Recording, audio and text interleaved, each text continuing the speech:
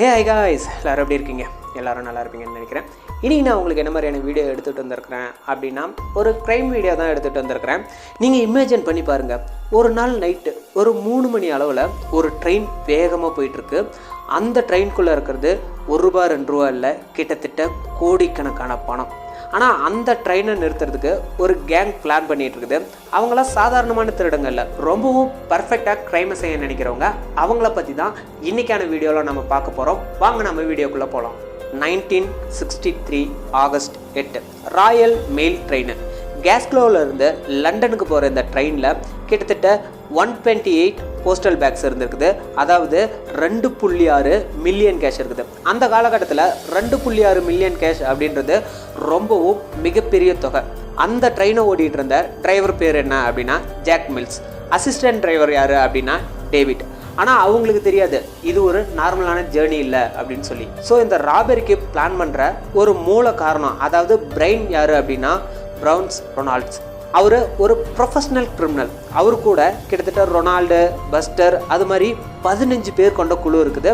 ஒவ்வொருத்தருக்கும் ரொம்பவும் கிளியரான ரோல் கொடுத்து திருட வைப்பார். இவங்க ஏன் ஸ்பெசிஃபிக்காக அந்த ஏரியாவை சூஸ் பண்ணுறாங்க அப்படின்னா, ரொம்பவும் தனிமையான ஏரியா, மக்கள் அந்த பக்கம் நடமாடவே மாட்டாங்க, பர்ஃபெக்டான ட்ராப்பை செட் பண்ண முடியும். ஸோ அவங்க ட்ரெயினை எப்படி நிறுத்தலாம் அப்படின்னு பிளான் பண்ணுறாங்க அப்படின்னா, அதில் ஒருத்தர் சிக்னல் ஒயரை கட் பண்ணி விடுவாங்க.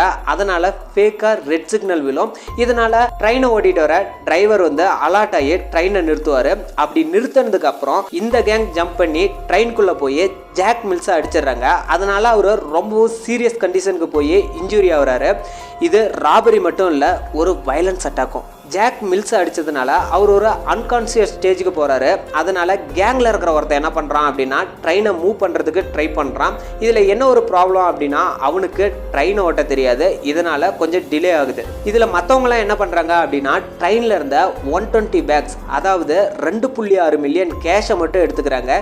இன்றைக்கான மதிப்பு எவ்வளோ அது அப்படின்னா, கிட்டத்தட்ட 300 கோடி அப்ராக்சிமேட்டிவாக. இந்த கேங் 15 நிமிஷத்துலேருந்து 20 நிமிஷத்தில் எல்லாத்தையுமே கொள்ளையடிச்சிடுறாங்க. கொள்ளையடிச்ச மணியை ஒரு லாரியில லோட் பண்ணிட்டு ஒரு ஃபாரஸ்ட் வழியா அங்க இருந்து எஸ்கேப் ஆயிடுறாங்க. அவங்க ஹைடான இடம் எது அப்படின்னா லெதர்ஸ்லேண்ட் ஃப்ரேம்.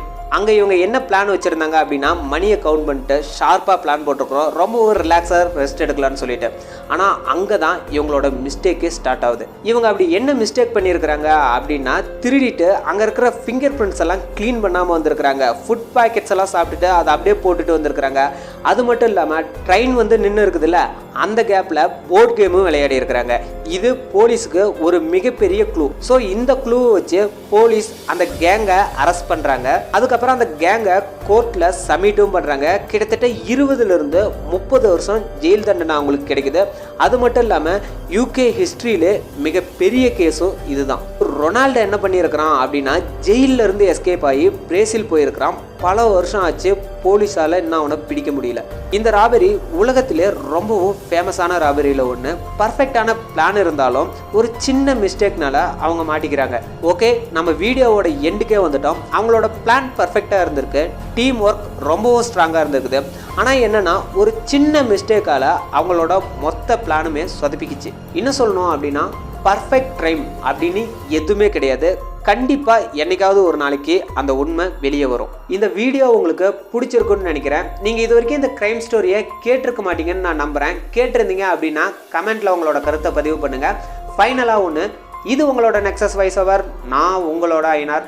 நீங்கள் இப்போ தான் நம்மளோட சேனலுக்கு வரீங்க அப்படின்னா சப்ஸ்கிரைப் பண்ணிவிட்டு மறக்காமல் பக்கத்தில் இருக்கிற பெல் பட்டனையும் அமுத்தி வச்சுங்க. சோசியல் மீடியா அப்படின்ற இன்ஸ்டாகிராம் பேஜில் நம்மளை ஃபாலோ பண்ணாதவங்க ஃபாலோ பண்ணிங்க, லிங்க்கை கீழே தரேன். அடுத்து ஒரு பயங்கரமான மிஸ்ட்ரியோட உங்களை மீட் பண்ணுறேன். அது வரைக்கும் பாய் எவ்ரிவன்.